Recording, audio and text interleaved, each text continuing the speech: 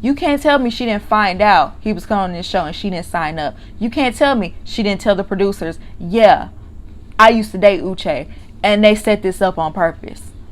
You can't. I know the stars didn't align like that.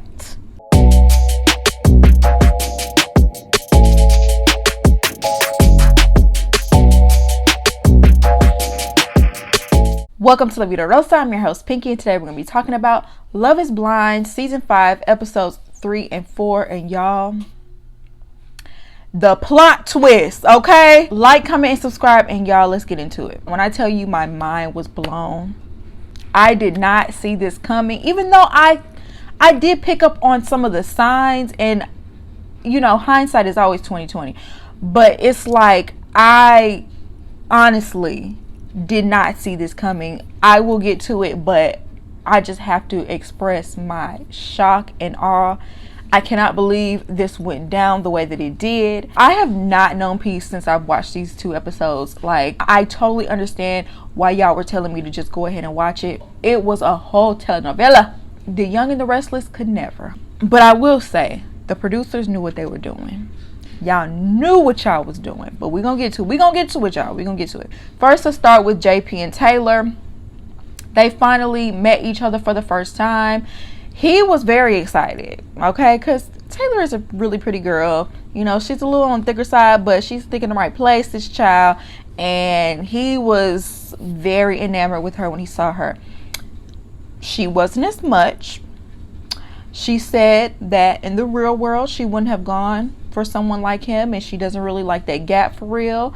And she just kept saying how looks don't matter anymore. Love is truly blind. I'm like, girl, this man gonna watch this, especially if you actually marry him. He's gonna see you sit up here and basically call him ugly, because that's the way it was feeling. I was like, ooh, it was a little cringy when she was saying all that. We'll see how they work, because their previews were a little shaky, and then shoot, their first meeting was a little shaky after he proposed and everything. They sat down and he was just being so awkward and smiling the whole time. And yeah, he's probably nervous. He probably is very anxious, right? She did say that while they were in the pods, they would have their quiet moments. But he was just sitting there grinning and basically parroting everything she was saying. Like, he wasn't adding much to the conversation at all.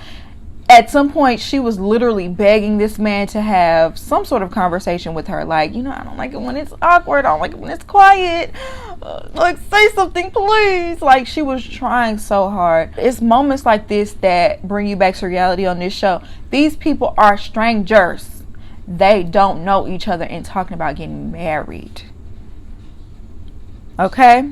You can't even sit down and have a full conversation with this man because it's so uncomfortable. Let's move on to Johnny and Chris. The last we saw, Johnny broke up with Chris in order to show her commitment to Izzy. And Izzy basically pulling a Uno reverse, saying their trauma bonding was cute or whatever, but Stacy is way more fun and I'd rather be with her. And she projected once again, saying, well, no, she's like your Chris, and it was the same situation, and you need to be with me, and you alone with me. She might as well have gotten on her hands and knees trying to beg this man to be with her and say that Stacy is not the one. Once again, you do not know their relationship. What if they just click more? Just because you decided to drop everybody else and choose him, that don't mean he feels the same way about you. She said that if she chose Chris, it would have been more of a fear-based choice, and she felt more secure with him. Those two don't match, and she claims that she's not trying to settle because she wants to break her past patterns. Remember that. Like I said, she was begging and pleading on her knees, trying to get this man to choose her, and she pulled a Johnny on Johnny and told her, thank you for your services. I'm going to be choosing Stacy. And now all of a sudden, her wanting to choose Izzy is actually her pattern, because she actually chooses people that are emotionally unavailable. That's quite convenient, Johnny. Okay? And then on top of that, whenever she got back to the pods and she was talking to the other women, being a nasty mean girl once again, talking about how they're not gonna make it, it's not gonna last a month. If it would have ended there, I would have had the teensiest bit of respect for Johnny. But the fact that she thought that it was cool for her to spin the block on Chris, the audacity must be on sale, because I couldn't even believe that Chris was even entertaining that. After she just dropped you, you professed your love for her and talked about how much you want to marry her, and she dropped you in the same conversation. What? Why are you even giving her the time of day? Once again, she's pleading her case with him being very calculated and manipulative, by the way. Because she got rejected by Izzy, she wants to use Chris to stay in this process so that she can just so happen to run into Izzy again and see if she can get him back. I truly feel like that is her true intention. But she claims that she heard that he was emotional about the breakup, and that made her realize that he really cares. And it's like, clearly you didn't. She's trying to break the cycle of choosing the emotionally unavailable guy. Told him to his face that he's the safe choice. And he was like, well, I want to be the one that you're excited to see. And she was like, oh no, that's not what I meant. Oh no. Realized she messed up. And he's over there agonizing about this decision of whether he's actually going to give Johnny a chance or not. And she's over there stuffing her face. Like, how much more unserious can you be? And while he's sitting up here going back and forth and trying to decide on whether he wants to be with her or not, she's like, well, what do you think about the engagement? Girl, he wanted to be engaged with you and you broke up with him, remember? Now you're gonna try to put pressure on him to propose to you? Like, that was so ugly. But what I loved about this situation is that he went back to the pods where Izzy was, and they compared notes and found out that Johnny was saying the same thing to both of them, just the opposite. And she got exposed. I high-key wish that Chris would have exposed that to her when they had that last conversation. But at the end of the day, I love that she got her face cracked because he ended up choosing himself and saying, look, I'm not going to be with someone who doesn't want to choose me first. I'm not going to be your second option, your backup, just because you didn't make it to the honeymoon portion. I'm proud of Chris for that. That really put a bad taste in my mouth with Johnny, because I don't respect her doubling back to Chris at all. I thought that was kind of gross and really shouldn't even have been allowed. So now let's move on to Izzy and Stacy.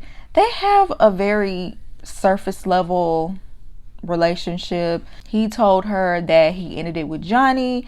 And once again, I love how Stacy minded her business, didn't say anything out the way about Johnny. He did end up proposing to Stacy, and Johnny was in the background seething. She was upset, baby. And then she was a jerk about that, talking about, oh, he has bad credit, he just got a new place and he's not ready to get married. Girl, and you was crying and throwing up over him. You wanted him that bad, okay? So you trying to throw salt on him now, it just makes you look bad. Anyway, Stacy and Izzy ended up meeting each other. Of course, he was attracted to her because that's his type, child. And he was shaking like a leaf, nervous that she was going to think he was ugly because of his bald head. It turns out from what we saw that she was attracted to him, and so that turned out to work out. But I still don't have any hope in this couple, because the fact that y'all don't want to go deeper, the fact that y'all are both kind of shallow when it comes to dating, it just doesn't give long-term marriage. I really don't see them making it past that altar. I'm trying to figure out which way to go next. Let me just go ahead and start with Uche and Aaliyah. I feel like one of the biggest bombs that I've ever seen on a show like this got dropped at the end of episode 3. Uche confessed that he has dated Lydia. Him and Lydia used to date. I was in complete shock. I did not see this coming, even though I did spot some weird behavior from Lydia, and we're gonna get to that. I did not see this coming. Like, that was a jaw dropper if I've ever seen one. This kind of forced Uche to have to admit that he knew that Lydia was here the entire time. They ended up being set up on a pod date, and she immediately recognized him when he opened his voice and said, I'm Uche. Now, when it was his turn to figure out who she was, he was struggling. He could not, I genuinely believe he did not realize who she was. And to me, that says right there the dynamic of the relationship, and it just seemed like a one-sided thing there. Lydia was trying to make it seem like this was a fate thing, and well, maybe we should just give it a try. Maybe we should just start from zero. Maybe this is a sign. And Uche was like, no, let's not do that, because that kind of defeats the purpose of the whole show. We've seen each other before. So apparently they dated for a few months, and when they broke up with each other, she was devastated and blocked him from all social media. He claims that he never loved her and that he's over her, but you could tell she's not over him. Obviously, Aaliyah is sitting here in shock. If we shocked, you know Aaliyah somewhere on her back, because not only is this the man she wanted to marry, this is also someone that she considered a close friend and sister. And girl, look, I know this is special circumstances, and I know that y'all are falling in love quick, and therefore most likely y'all probably make friends quick. But this is not kindergarten. You just met this woman, okay? She ain't your sister. She ain't gonna be the godmother to your children just yet. And especially finding out this information, it really should have made you question your relationship from the jump with her, okay? Lydia is diabolical. That is not your friend. That is not your friend. The way that she intentionally befriended you, knowing that you were having a connection with Uche, is psychotic. Not to mention all the times where she said, "You're so much like me. You're so much like me. You're just like me." I kept wondering why this woman kept saying that, like you don't even know her like that to be saying that. And then when she was consoling Aaliyah after that whole debacle with, you know, Aaliyah admitting to him that she cheated in that whole situation, I felt like she was doing too much. And I felt like she was over talking and speaking as if she knew the man. It didn't make any sense. It's all adding up, y'all. It's all adding up. Lydia still wants that man, because when Aaliyah and Lydia sat down and Aaliyah let her know, "I know that you dated him," Aaliyah's steady telling this woman, "I don't want to know anything about him. I want to find out things organically. I want to get to know him myself." Lydia is steady running her mouth and rubbing it in that she has been with this man before, telling her how much this dog loves her, the type of dog treats the dog likes. "Oh, I know his friends and we've been to several events together. Oh, he's a workaholic and he's OCD. Girl, he has a big house. He got a nice car. Oh yeah, that's his favorite color." Girl, she said his favorite color. "Yeah, he got a nice car." It sounds like you're trying to get back to that house and that nice car and that dog. The way that she kept going on, and you could tell the scene was like a montage. I can't imagine actually sitting there and that woman saying all that to me, and I'm steady telling you, "Well, I don't really want to know," and you keep going. You could see the pain in that girl's eyes, and you kept going. And then to twist the knife even further, she told her that they had slept together just 3 months prior. And then she lied and said that Uche was the one who wanted to start from zero in the pods. But she was like, no, that would ruin the experiment. She just straight up lied. You can't tell me this wasn't Lydia's sinister plan to get him back. You can't tell me she didn't find out he was coming on this show and she didn't sign up. You can't tell me she didn't tell the producers, "Yeah, I used to date Uche and they set this up on purpose." You can't. I know the stars didn't align like that. Much as hard as I'm going on Lydia right now, I'm going to have to give some to Uche. Because Uche, you did not have to go in on Aaliyah the way you did, which at the time I felt him asking questions was justified, because you're looking to get married to somebody and you want to know, you want to get down to the bottom of things. But the way that you went on and on about dishonesty and how I could never do anything like that, and you had this in your back pocket, you had this level of deception. lurking in the background and had the nerve to stand on your high horse looking down upon her for something that she did when you had this in your back pocket, and at no point in time you felt like was a right time for you to tell her until after y'all done got close and got to the point where y'all are ready to get to the engagement? Now you want to confess? Uche, you had to know that she was cool with Lydia, because when you told her that you dated Lydia, you knew it was going to be a big blow. Because if she wasn't cool with Lydia, if Lydia was just another random woman in that pod, I don't think you would have said it in a way that was like a puppy with his puppy dog eyes and tail tucked. You said it like you knew this was going to be a problem because y'all done got close. And then you're sitting up here telling her, oh, but she's still a good person, and I still want the best for her. But yet you're over here having a conversation with Milton, trying to steer him away from her. And I thought that conversation was weird. I was like, why is he telling this man? Like, why are you all in this man business to the point where Milton had to tell him, stop harassing me. I don't want your advice.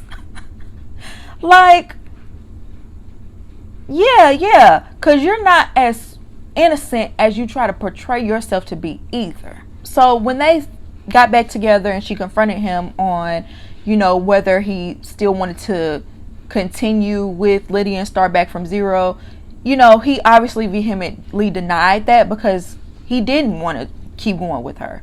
That's one thing I'll have his back on. I really don't think he wants Lydia. I don't think there are any feelings there. So she told him, like, in the real world, I would never date a friend's ex, and I would never befriend my man's ex. So this is like a very difficult situation for her to be in. And he was like, well, don't you think it's hard for me too?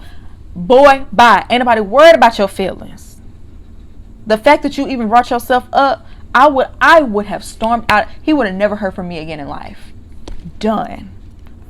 I'm done with it anyway. And then she brought up the fact, well, you just messed around with her 3 months ago. He's just not being apologetic enough for me, and especially after how he drilled her about that dishonesty. Because what you did was lying by omission. No, you didn't deny dating this woman, but she didn't even know to ask you. The next time we see him walking in a pod, walking in there ready to propose to Aaliyah, and he walks in and sees the journal that he gifted her sitting there already, and one of the producers had to tell him Aaliyah has exited this process. And I was not mad. I'm not mad at her at all, because this man had her wall sliding down the hallway crying. And if he already got you like that now, imagine adding Lydia's psychotic behavior to this. Because it wouldn't be the end. Y'all gonna see her again. Okay? And I'm not talking about just on the show. In real life, she the type to pop up. As soon as y'all decide y'all want to go on a date, there go Lydia acting like she's on a date. Next thing you know, you see Lydia and she got her some goddess twists. Next thing you know, Lydia done got a tan and is about 5 shades darker. That woman would do everything she could to bring turmoil into y'all's marriage. Okay? If y'all did decide to get married. And honestly, Uche, you might still get some turmoil. You're not exempt from the turmoil. You better really hope she latches on to Milton real good, or Izzy, or one of these other people, because I feel like if she ends up single at the end of this, you still gonna have some turmoil. Okay? That's why you got to be careful with who you deal with, child. Let's get to Milton and Lydia. Milton thinks he's ready for marriage. Milton thinks he loves and cares about Lydia, but you just have no idea. This woman about to take you on a ride. And from the previews, it looked like your mama and your sister, or your auntie, whoever that was, they see her coming, and thank God for them. You better listen. They know what they talking about. I also feel bad for Milton because he went into depth about how he has scoliosis and how he just randomly found out playing basketball at school and his spine just collapsed on itself, and he went into organ failure, and he had to get major surgery to where he couldn't move, and 12 holes drilled and 12 screws, and the pain was excruciating and he didn't even want to show his family. Like, Milton has went through it in life. Lydia, you gonna get what you deserve for messing around with this boy's heart. After hearing all that and still going through with this, he brings up the fact that he constantly thinks about how at some point in his life he may end up paralyzed, and who will love me then? And then he also talked about how he already knows that he won't live long because people of his height usually don't live long lives. And stop right here, and this is just, cut the review off and let me just speak to Milton right now. Do not speak that over your life. God can work miracles. God has the final say. I don't care what the statistics are. You can be that anomaly that goes on to live to be 100 years old for all you know. But I hate the fact that, one, he's saying this out of his mouth and speaking that over his life, but two, you're also living that way, because it doesn't feel like you really want to get married right now, but it feels like you're pushing yourself in this process because you feel like you're not going to make it long enough to get to having a wife and children. You want to have a legacy, and you're going ahead and you're doing this right now because you want to experience these things before you leave this earth. And what I'm telling you is, you don't have to do this. You're not ready. You're not ready for this. And you definitely don't need to be with a man eater like Lydia. So he's pouring his heart out about this. And she's saying, oh, so you're tall? So you're tall. And I'm just like, oh, this woman will do any and everything to make it to these honeymoons, because after that morbid topic, as if it's small talk, this is not the fault in our stars, because she don't really want him like that. So at some point she did tell Milton about having dated Uche in the past, and obviously he wasn't feeling it. Obviously he's caught off guard. Obviously he's shocked. He has a very immature way of handling things. He's not good at communicating. So of course he's like, oh, I don't know. You know, when asking her about it, he doesn't know how to receive it. He doesn't know how to handle it.